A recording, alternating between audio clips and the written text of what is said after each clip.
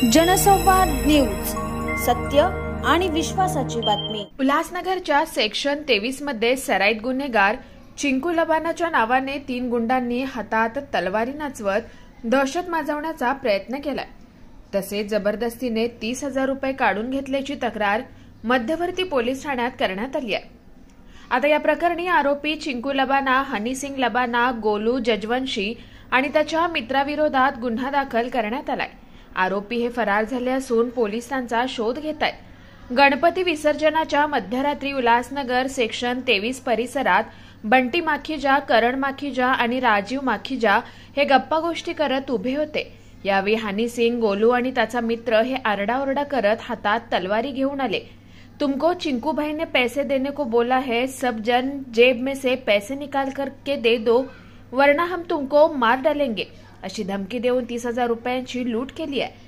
तसंच बंटी माखीजा याच्यावर तलवारी हल्ला करत गंभीर जखमी केलाय। यात बंटीच्या डोक्याला गंभीर दुखापत झाली असून त्याच्यावर सध्या खाजगी रुग्णालयात उपचार सुरू आहेत।